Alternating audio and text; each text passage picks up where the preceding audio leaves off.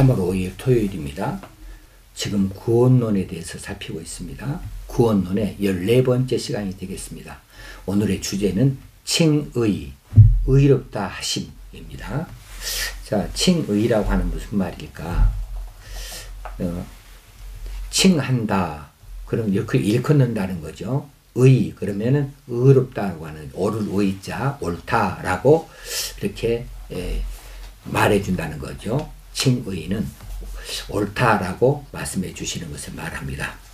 하나님께서 예수 그리스도의 완전한 의에 근거하여서 죄인을 의롭다고 선언하시는 것이 칭의다, 이렇게 신학적으로는 표현을 합니다.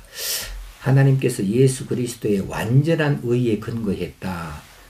예수 그리스도는 항상 옳으신 분이죠. 근본 하나님이시니까 거룩하신 분입니다. 죄는 전혀 없으신 분이시지요.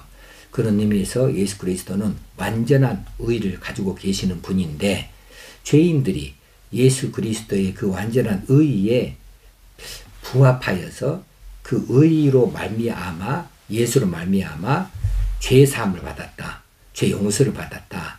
그래서 이젠 죄인이기는 죄인이었지만은 이제는 용서받은 죄인이니까 씻음 받았다, 깨끗하게 되어졌다, 그런 의미에서 의롭다고 선언되어지는 것을 말할 수가 있겠습니다. 로마서 3장 24절에 그리스도 예수 안에 있는 속량으로 말미암아 하나님의 은혜로 값없이 의롭다 하심을 얻은 자가 되었느니라. 의롭다 하심을 얻은 자가 되었느니라. 여기서 의롭다고 칭해주는 내용이 나옵니다. 누구 때문입니까? 그리스도 예수로 말미암아 그렇습니다. 그리고 하나님의 은혜로 그렇습니다. 그리고 그것은 값없이 우리에게 주어지신 것이고 오직 믿음으로 의롭다고 되어진 것이지요. 자, 로마서 8장 33절에서는 누가 능히 하나님께서 택하신 자들을 하리요 의롭다 하신 이는 하나님이시니 누가 정죄하리요. 자, 의롭다고 하신 분은 하나님이시다. 우리가 의롭다고 칭의 되어진 것은 하나님에 의해서 그렇게 되어졌습니다. 그러나 누구도 우리를 향하여 그 의로운 부분, 거룩하게 된 부분에 대하여서 고발할 수가 없습니다. 시비를 걸 수가 없습니다. 정죄할 수가 없습니다. 하나님이 우리로 의롭다고 그렇게 인정해 주셨기 까닭입니다. 사실은 천하 인간 그 누구도 의로운 사람이 없어요. 의인은 없나니 하나도 없다고 말씀한 바가 있습니다. 의인은 없어요. 모두 다 아담 아래에서 다 죄인입니다. 그리고 세상에서 그 어떤 교육도 사람을 깨끗하게 할 수가 없어요. 거룩하게 만들 수가 없어요. 어떤 종교도 사람을 의롭게 만들 수가 없는 것입니다. 그래서 뭔가 교육이나 어떤 세상의 어떤 일반 종교에서 사람을 선하게 만든다, 뭐 도덕률을 가지고 한다, 뭐 철학을 가지고 뭐 말한다, 뭐 정직하게 한다, 뭐 거룩하게 한다는 것은 결코 있을 수 없다라고 하는 것이지요. 그런데 하나님께서 우리의 죄를 예수 그리스도를 통하여 씻어 주심으로 죄가 씻겨졌으니까 이제 죄의 흠들이 없으니까 우리가 의롭게 되어졌다고 칭의해 주시는 거죠. 그렇게 의롭다고 의롭게 되어졌다고 선언해 주신 것이라는 사실입니다. 이 칭의에도 소극적인 요소가 있고 적극적인 요소가 있겠습니다.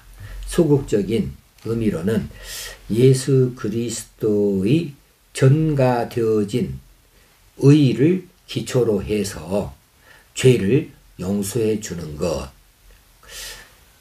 그래서 칭의에서 베풀어진 용서는 과거나 현재나 미래의 모든 죄에 적용이 되어져서 모든 죄책과 모든 형벌을 다 면제받는 겁니다. 제거하는 것입니다. 이런 의미에서 예수 그리스도의 전가되어진 의, 그분에게서 우리가 얻어낸 이 의를 기초로 해서 우리 죄가 용서받게 되어지는 것, 이것이 칭의의 소극적 의미입니다. 깨끗하게 되어졌다라고 하는 것이지요. 적극적인 요소로서는 예수 그리스도의 능동적인 순종에 근거해서, 능동적인 순종은 하늘 보좌를 버리시고 이 땅에 오신 것이죠. 왜 오셨습니까? 많은 사람을 위하여 대속물로 자신을 드리기 위하여서 오셨습니다. 곧 죄사함을 주시려고 이 땅에 오셨습니다. 그런데 그 일은 하나님 아버지의 뜻이었습니다. 거기에 순종하는데 능동적인 순종이다. 십자가에 매달리신 것이 능동적으로 순종하셔서 그 일을 다 이루셨다는 것이죠. 그래서 칭의의 적극적인 의미는 예수 그리스도의 능동적인 순종에 근거한 영생의 천국권이다. 영생에 대해서 요청하고 바라보는 것이다 하는 거죠. 다시 말하면 우리가 하나님의 자녀가 되고 하나님 나라 백성이 되어지는 것, 이것을 말한다. 이것을 칭의의 적극적인 요소로 우리가 말할 수 있겠습니다. 우리가 어렵다고 하지 않았다면 우리가 천국의 백성 되는 거 불가능한 일이죠. 거기는 죄 가지고는 못 가는 곳입니다. 죄 오염이 있는 곳이 아니기 때문에 그래요. 거기는 죄 없는 자만 들어가는데, 죄 없이 함을 입기 위해서는 예수 그리스도의 의에 근거해서 우리가 죄사함을 받아야 하는 것이지요. 그런 의미에서 칭의는 이제 소극적 의미를 한 단계 더 올라서서 죄를 용서받는 것뿐만 아니라 이제 천국의 백성이 되죠. 하나님의 자녀가 되어지는 데까지 나아가는 것을 말할 수가 있겠습니다. 다음으로는 칭의의 근거와 방편입니다. 자, 칭의의 근거는 어디에 있는가? 우리가 의롭다라고 인정받는 그 근거는 어디에 있는가? 예수 그리스도의 의로우심에 있습니다. 그분의 순종에 있습니다. 그분이 거룩한 분이 아니다. 그분이 그냥 사람이다. 그러면 그분이 죄를 가지고 있는 분이니까 이건 우리에게 우리를 어렵게 하실 수가 없어요. 그러나 예수 그리스도는 온전하신 완전하신 의를 가지고 계신 분이다. 하나님이시니까 죄를 전혀 없으신 분이시다. 오염되지 않으신 분이시다. 그래서 그분의 죄 없으신 그 몸을 우리를 위하여서, 우리 죄를 위하여서 내어주시니까 우리가 그분의 의를 덧입게 되어진 것이죠. 그분의 순종하십니다. 이 순종 아까 봤습니다. 순종, 능동적인 순종입니다. 능동적으로 그 일이 받들으셔서 우리가 죄사함 받고 하나님의 자녀가 되고 천국 백성이 되어진 것이지요. 자, 로마서 5장 19절에 보게 되어지 18절에부터 19절을 보게 되면 이렇죠. 그런즉 한 범죄로 많은 사람이 정죄에 이른 것 같이, 이거 한 범죄는 아담입니다. 한 의로운 행위로 말미암아, 여기는 예수 그리스도의 십자가 공로입니다. 의로운 행위로 말미암아 많은 사람이 의롭다 하심을 받아 생명에 이르렀느니라. 한 사람이 순종하지 아니함으로 많은 사람이 죄에 있는 것 같이 한 사람이 순종하심으로 많은 사람이 의인이 되리라. 여기서 의인이라고 하는 것이 두 번이나 나옵니다. 그분의 의로운 행위로 말미암아서 많은 사람이 의롭다 하심을 받아서 생명에 이르렀고, 그래서 그분의 한 사람이 순종하심으로 많은 사람이 의인이 되리라 하는 내용을 볼 수 있습니다. 예수 그리스도로 인하여, 예수 그리스도로 말미암아서 칭의, 우리가 의롭다 인정을 받게 되어진 것이지요. 자, 의롭다 하심은 우리 스스로가 어떤 아름다운 일을 했다, 어떤 선행을 했다, 어떤 놀라운 업적을 쌓았다 하는 것 가지고는 의롭다고 할 수가 없어요. 우리는 태어날 때부터 죄인으로 태어났고 우리는 여전히 이 세상에서 불완전한 삶을 사는 사람들이죠. 혹시 우리가 가지고 있는 어떤 미덕이나 최선의 행위가 있다고 할지라도 그렇다고 해서 우리 죄가 씻어지는 것이 아니고, 그럼에도 불구하고 이미 우리는 죄의 오염의 상태에 있는 것이기 때문에 누구든지 스스로를 의롭다 이렇게 만들어가지 못한다는 거죠. 어떤 도덕도 그렇고 어떤 교육도 그렇고 마찬가지입니다. 단지 예수 그리스도만이 가능하다. 그래서 성경은 우리가 믿음으로 말미암아 믿음으로 의롭다 하심을 얻는다 그랬습니다. 믿음으로 말미암아 혹시는 믿음으로 의롭다 하심을 얻는다 했습니다. 그래서 이 믿는다고 하는 이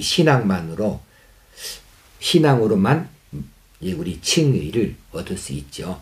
신앙으로만 그렇게 의롭다 인정을 받을 수 있게 된다는 사실입니다.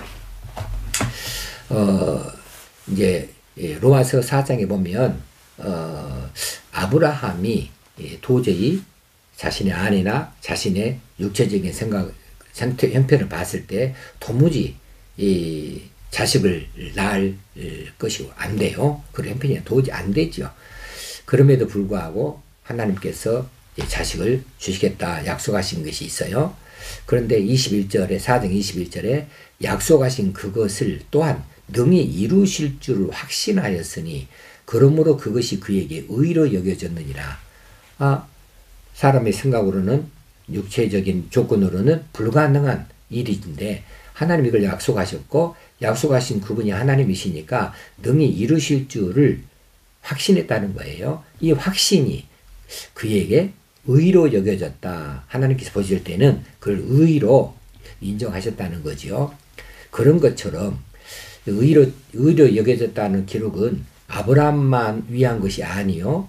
24절에 의로 여기심을 받을 우리도 위함이니 우리가 의로 여기심을 받을 우리에게도 마찬가지다. 그것은 뭐냐 하면 예수 우리 주를 죽은 자 가운데서 살리신 이를 믿는 자니라. 사람이 죽으면 어떻게 다시 살아나요? 그건 있을 수 없는 일이죠. 아브라함이 그 나이에 자식을 얻는 것은 결코 있을 수 없는 일이라고 생각한 것처럼 많은 사람들이 한번 죽은 사람은 살 수가 없다라고 하는 것을 그렇게 알고 있는데 그런데 하나님이 약속하신 것을 하나님이 이루신다. 그래서 그 나이에라도 자식을 주신다 했으면 주신다고 이렇게 믿었던 그렇게 확신했던 아브라함에게 그 확신을 의로 여기신 것처럼 우리에게도 예수가 죽었다. 근데 그를 다시 살리신다라고 하는 것을 믿는 거, 그 믿음을, 그 확신을 우리에게 의롭다로 적용을 시켜준다는 거죠.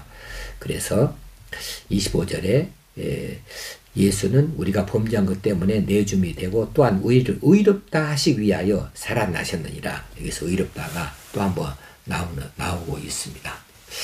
자, 구원론의 14번째 시간으로 칭의, 의롭다고 선언하심, 의롭다고 칭해 주시는 거 우리가 다 이미 얻은 이런 구원의 서정입니다. 오늘 하루도 하나님께서 우리를 의롭다고 여겨주셨으니 의로운 백성으로 오늘도 힘있게 살아가십시다. 감사합니다.